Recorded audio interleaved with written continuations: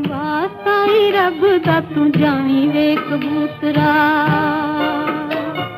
चिट्ठी मेरे ढोल पहुंचावी वे कबूतरा, वे कबूतरा। ਫਿਲਮ ਦੁੱਲਾ ਭੱਟੀ ਦੇ ਇਸ ਗਾਣੇ ਵਿੱਚ ਮੁਨੱਵਰ ਸੁਲਤਾਨਾ ਜਿਸ ਤਰ੍ਹਾਂ ਕਬੂਤਰ ਨੂੰ ਚਿੱਠੀ ਲਿਜਾਣ ਦੇ ਵਾਸਤੇ ਪਾ ਰਹੀ ਹੈ, ਸਾਡੀ ਨਵੀਂ ਪੌਦ ਸ਼ਾਇਦ ਇਹ ਗੱਲ ਸਮਝ ਨਾ ਸਕੇ। ਜਿਹੜੀ ਮੋਬਾਈਲ ਫੋਨ 'ਤੇ ਮੈਸੇਜ ਭੇਜਣ ਦੀ ਆਦੀ ਹੈ, ਉਹਨੂੰ ਕੀ ਪਤਾ ਕਿ ਪਹਿਲੇ ਦੌਰ ਵਿੱਚ ਪੈਗਾਮ ਰਸਾਨੀ ਕਿਸ ਤਰ੍ਹਾਂ ਹੁੰਦੀ ਸੀ। ਉਸ ਦੌਰ ਵਿੱਚ ਆਮਦੋ ਰਫਤ ਦੀਆਂ ਸਹੂਲਤਾਂ ਨਾ ਹੋਣ ਪਾਰੋਂ ਖਤ ਜਲਦੀ ਪਹੁੰਚਾਉਣ ਲਈ ਕਬੂਤਰ ਇਸਤੇਮਾਲ ਕੀਤੇ ਜਾਂਦੇ ਸੀ। ਖਤ ਨੂੰ ਇੱਕ ਡੋਰੀ ਨਾਲ ਕਬੂਤਰ ਦੇ ਗਲੇ ਵਿੱਚ ਬੰਨ੍ਹ ਦਿੱਤਾ ਜਾਂਦਾ। ਕਬੂਤਰ ਇਹ ਖਤ ਲੈ ਕੇ ਲੰਮਾ ਸਫ਼ਰ ਤੈਅ ਕਰਕੇ ਮੰਜ਼ਿਲ ਤੱਕ ਪਹੁੰਚਦਾ। ਇਸੇ ਤਰ੍ਹਾਂ ਖਤ ਦਾ ਜਵਾਬ ਵੀ ਭੇਜਿਆ ਜਾਂਦਾ।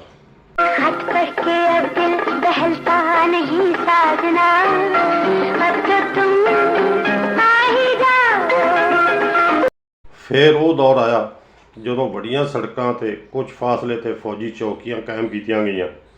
ਕੋਈ ਜ਼ਰੂਰੀ ਖਤ ਭੇਜਣਾ ਹੁੰਦਾ ਤਾਂ ਘੋੜਸਵਾਰ ਨੂੰ ਖਤ ਦੇ ਕੇ ਭੇਜਿਆ ਜਾਂਦਾ। ਉਹ ਘੋੜਾ ਦੌੜਾਉਂਦਾ ਹੋਇਆ ਅਗਲੀ ਚੌਕੀ 'ਤੇ ਪਹੁੰਚਦਾ। ਉੱਥੇ ਅਗਲਾ ਘੋੜਸਵਾਰ ਤਿਆਰ ਹੁੰਦਾ। ਉਹ ਖਤ ਵਾਲਾ ਥੈਲਾ ਫੜਦਾ ਅਤੇ ਘੋੜਾ ਦੌੜਾ ਦਿੰਦਾ। ਇਸੇ ਤਰ੍ਹਾਂ ਹਰ ਚੌਕੀ 'ਤੇ ਅਗਲੇ ਸਵਾਰ ਨੂੰ ਡਾਕ ਮਿਲਦੀ ਅਤੇ ਮੰਜ਼ਿਲ 'ਤੇ ਪਹੁੰਚ ਜਾਂਦੀ। ਫਿਰ ਵਕਤ ਦੇ ਨਾਲ ਨਾਲ ਤਰੱਕੀ ਹੁੰਦੀ ਗਈ। ਡਾਕ ਦਾ ਮਹਿਕਮਾ ਕਾਇਮ ਹੋਇਆ। ਮੁਲਕ ਭਰ ਵਿੱਚ ਡਾਕਖਾਨੇ ਬਣਨਾ ਸ਼ੁਰੂ ਹੋਏ। ਡਾਕ ਤਕਸੀਮ ਕਰਨ ਲਈ ਡਾਕੀਏ ਭਰਤੀ ਕੀਤੇ ਗਏ।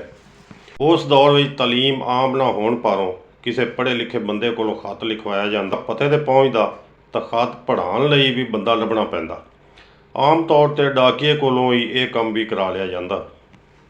ਦੂਸਰੀ ਜੰਗ ਅਜ਼ੀਮ ਵਿੱਚ ਜਦੋਂ ਸਾਡੇ ਮੁਲਕ ਤੋਂ ਫੌਜੀ ਦੂਰ ਮਾਜ਼ਾਂ 'ਤੇ ਗਏ ਤਾਂ ਖਤ ਹੀ ਰਾਬਤੇ ਦਾ ਵਾਹਿਦ ਜ਼ਰੀਆ ਸੀ। ਕਈ ਦਿਨ ਬਲਕਿ ਕਈ ਮਹੀਨੇ ਖਤ ਪਹੁੰਚਣ ਵਿੱਚ ਲੱਗ ਜਾਂਦੇ। ਖਤ ਨੂੰ ਆਦੀ ਮੁਲਾਕਾਤ ਵੀ ਆਖਿਆ ਜਾਂਦਾ ਹੈ।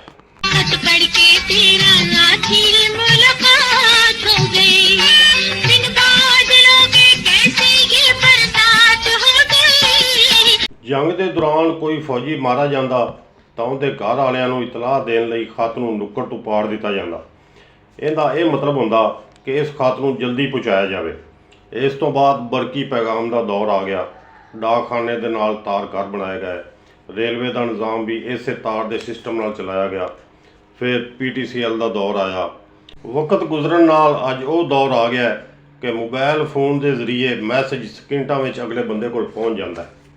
ਇਸ ਤੋਂ ਪਹਿਲਾਂ ਤਾਂ ਸ਼ਿਕਵੇ ਸ਼ਿਕਾਇਤ ਵੀ ਖਤ ਦੇ ਜ਼ਰੀਏ ਹੀ ਹੁੰਦੇ ਸੀ। मुझको गमे हालात की तस्वीर समझना,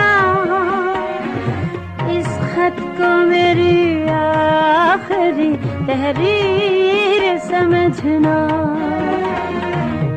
ਵੀਡੀਓ ਚੰਗੀ ਲੱਗੀ ਹੋਵੇ ਤਾਂ ਮਿਹਰਬਾਨੀ ਕਰਕੇ ਵੀਡੀਓ ਨੂੰ ਲਾਈਕ ਤੇ ਚੈਨਲ ਨੂੰ ਸਬਸਕ੍ਰਾਈਬ ਕਰ ਲਓ।